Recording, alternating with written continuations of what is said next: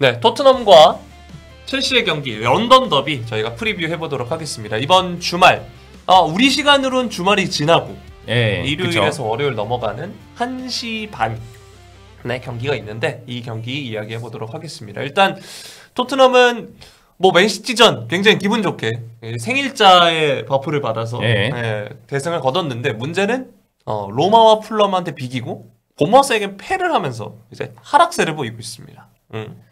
다가오는 경기는 리그 2위 현재 아스날과 승점 동률이지만 더 많은 골을 넣고 더 적게 이렇게 했기 때문에 이 첼시와 홈에서 맞대결을 펼치는데요.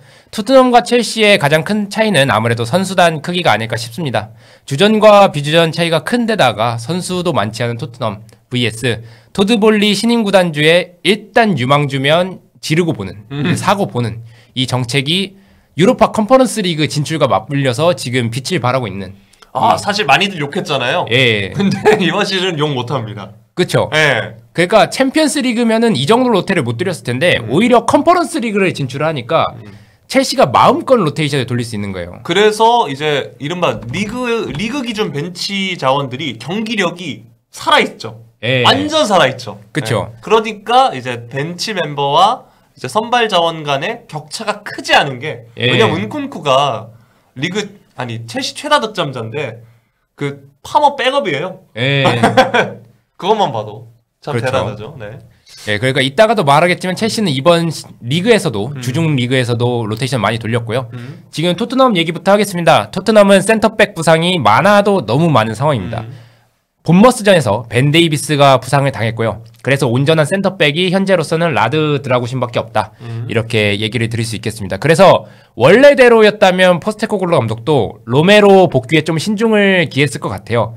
근데 현재로서는 뛸 수만 있다면 회복되는 대로 출장을 시켜야 됩니다. 그래서 아마 이거는 개인적인 예상이지만 첼시전에는 모습을 드러내지 않을까. 왜냐면은 포스테코글로 감독이 기자회견에서 이제 로메로 상태에 대해서 아마 금요일이면 훈련에 복귀할 수 있을 거다 이렇게 얘기를 했기 때문에 지금 1시가 급한 상황 아니겠습니까? 드라구신 아치그레이 조합을 보는 거는 조금 위험한 상황이고 그렇죠. 첼시전에서 그렇기 때문에 아마 로메로가 이 경기 첼시전에서 복귀를 하지 않을까 그렇게 생각을 합니다. 공격진도 로테이션이 애매하기는 마찬가지입니다. 히샬리송, 오도베르, 마이키 모두 부상이고요. 아마 이번 첼시전에는 복귀가 어려울 것 같습니다. 지난 그 풀럼전 입중계 때 대표님이 토트넘에 손 누구 있었지? 이렇게 하다가 제가 마지막에 히샬리송이 때 맞다. 정말 잊혀지고 있어요. 히샬리송 좀 돌아와라. 그러니까요. 이게 도움으로 불태우고 가버려서 아직까지 복귀를 하지 못하고 있는데 그래서 포스테코글로 감독이 사실 본머스전에서 욕을 먹더라도 손흥민을 벤치에서 출발시킨 이유가 있습니다. 결국에 손흥민은 본머스전보다 중요한 첼시전에서 선발로 출장을 해야 되기 때문에 그래서 그렇게 벤치로 보냈는데 결과적으로는 이 로테이션 정책이 실패로 돌아갔죠. 실제로 손흥민이 들어가자마자 좋은 모습들이 공격에서 나오면서 손흥민이 역시 있어야 되는구나 라는 걸 보여줬던 본머스전이고요. 손흥민은 당연히 첼시전 선발이 예상이 됩니다.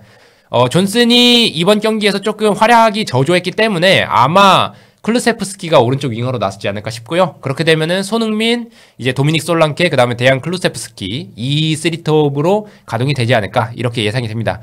그렇다면 이렇게 나오는 경우에는 당연히 중원 조합은 제임스 매디슨, 이브 비스마, 파페사르 이 중원 조합이 되겠죠. 왜냐면은 벤탄쿠르가 지금 못 나오고 징계로 못 나오고 있기 때문에 그래서 이 중원 조합이 그대로 가동될 가능성이 높다 이렇게 보여지고요.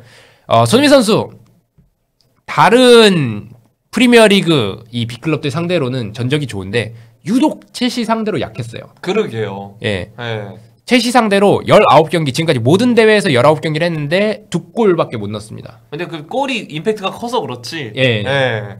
그 절대 득점수는 좀 적네요, 확실히. 첼시전 마지막 득점이 2018-2019 시즌에 나왔던 그 조르지뉴, 다비드 루이스 이렇게 연달아서 이렇게 제치고 들어갔던 바로 그 골이거든요. 그러니까 그 골이 임팩트가 강해서 첼시를 상대로 손흥민 선수가 강한가? 이런 인식을 가지기 쉬운데 이 골 이후에 득점이 없었어요. 그래서 생각보다 첼시를 상대로는 침묵하는 경기가 많았다. 도움도 아직까지 없다. 그리고 손흥민 선수뿐만 아니라 토트넘 자체도 사실 그렇죠. 그랬죠. 예, 이때 토트넘이 거의 19경기인데 그중에 한 10회 정도 할 정도로 그 첼시에 약합니다. 그렇기 때문에 토트넘 자체가 약하고 손흥민도 이 경기들에서 그렇게까지 좋은 모습을 보여주지 못하는 그런 상황이라고 할 수 있겠고요. 그러니까 6년 동안 첼시 상대로 득점이 없는 상황인데 이번에야말로 손흥민 선수가 해줘야 되는 상황입니다.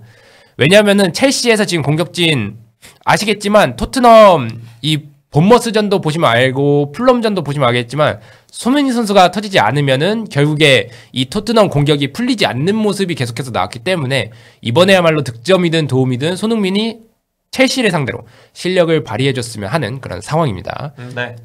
자, 그래서 토트넘의 예상 선발 라인업 사실 뭐 쉽습니다. 예.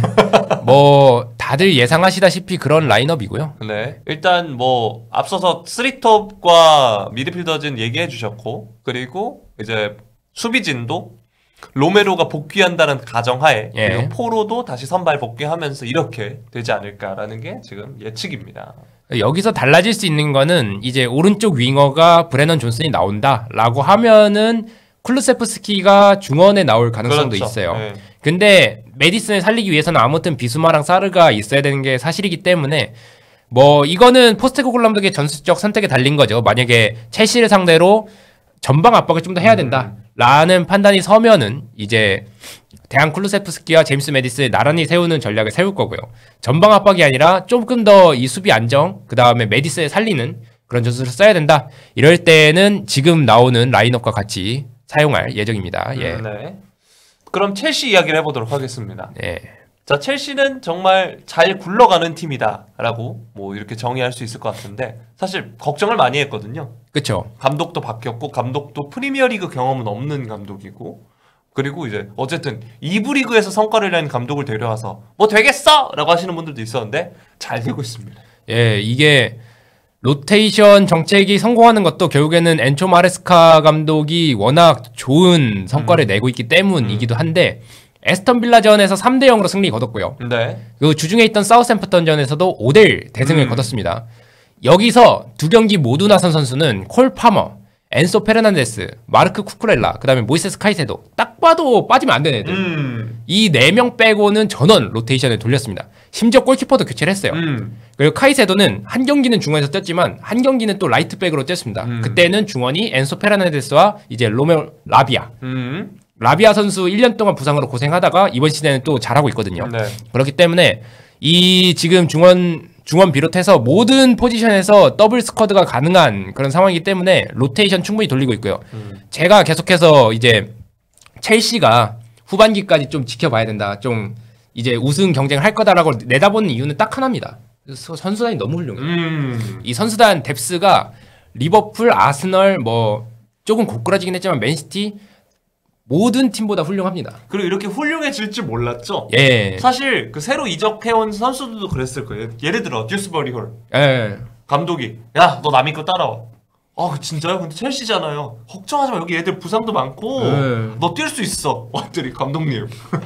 뭐죠? 라비아랑 카이세도 이렇게 잘하죠? 지금 그 상황입니다. 예. 네. 그러니까 지금 이런 상황이기 때문에 지금 선수들 폼도 올랐고요. 현재 부상자도 리스 제임스는 사실 부상 상수잖아요.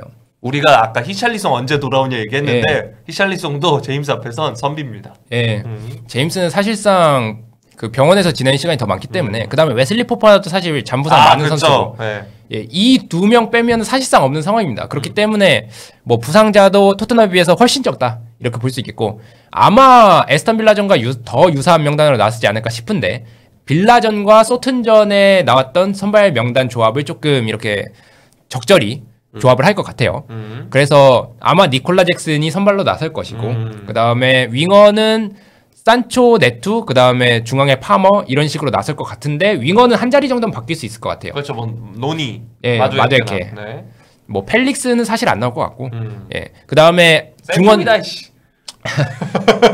중원 조합은 카이세도와 엔소, 페르난데스. 왜냐면 토트넘전은 아무튼 더비고 좀 중요하기 때문에 그렇죠, 이렇게 네. 나설 것 같고, 그 다음에 쿠쿠렐라, 리바이 코릴, 악세이드 사시, 그 다음에 말로구스토까지 이렇게 해서 나설 것 같고요. 골키퍼 그래도 산체스가 나서지 않을까 이렇게 생각을 합니다. 여기서 아마 윙어 한 자리 아니면은 귀스토가 조금 불안하다라고 하면 카이세도를 밑으로 내리고 그 다음에 라비아를 엔소 페르난데스 옆에 세우는 그런 전략을 세울 수도 있을 것 같고요. 골키퍼도 뭐 바뀔 수는 있는데 개인적으로는 산체스가 나올 거라고 예상을 합니다. 예. 아, 그러게요. 그러니까 귀스토가 불안해서뿐만 아니라 그런 이유가 아니더라도 중원을 잡아먹기 위해선 카이세도를 오른쪽 풀백으로 쓸 수도 있겠네요. 예. 아예 중원 강화를 위해서. 그렇죠. 그렇게 해가지고 뭐 변형 풀백, 변형 3백 이렇게 사용한다든지 그렇게 해서 하겠죠. 그래서 사실 토트넘과 첼시전 뭐 토트넘의 승리가 예상되기는 조금 어려운 그런 경기라고는 생각이 됩니다. 그 개인적으로 스코어를 몇 대 몇으로 예상을 하시나요? 소신 발언해도 됩니까? 예, 소신 발언해도 되죠. 4대2 봅니다. 4대2? 네. 어디가 4죠? 아시잖아요. 아, 네. 그러니까 그럴 만큼 첼시의 4대2 승리를 예상할 만큼 지금 토트넘의 상황이 좋진 않아요. 저는 이제 개인적인 바람 담아서 한 2대2 무승부 정도 보는데 사실 토트넘이 첼시한테 너무 약합니다. 그래서 조금 더 공신력이 있는 예측은 그러니까 믿음이 가는 예측은 이 이우영 아나운서의 4대2 첼시 승이라고 생각을 합니다. 하지만 저는 이제 개인적인 그런 마음도 담아서 2대2 무승부로 예측을 한 거고요. 근데 저는 그게 있습니다. 잭슨 그런 류 애들이 있거든요. 잭슨, 루카쿠 제가 볼 때 진짜 축구 선수 수준이 아닐 정도로 못합니다. 아, 제가 보면 제가 경기 라이브로 보면 그걸 믿을 만합니다. 제가 그래도 입중계 들어가잖아요. 네. 여러분은 이제 제가 보는 잭슨을 믿어야 됩니다. 아, 그렇죠. 이게 유독 내가 볼 때 못하는 선수들이 있어요. 네, 그런 선수들이 있기 때문에 아무튼 그런 상황입니다, 여러분. 첼시와 토트넘의 경기 저희 볼리TV에서 입중계로 전해드릴 예정이고요. 일요일에서 월요일 넘어가는 1시 반 시간이니만큼 많은 골이 나왔으면 좋겠습니다. 이 본머스전 물론 본머스전은 새벽 5시다 뭐 출근 전에 살짝 일찍 일어나서 봐야지라고 생각하실 수 있었겠지만 이 월요일 1시 반 경기 좀 빡세거든요. 골이라도 많이 나왔으면 좋겠습니다. Jesting through the ever-changing tide, through silent chambers fading fast, caught between reality and lies. Where shadows meet, I am reborn. In the stillness, I fade and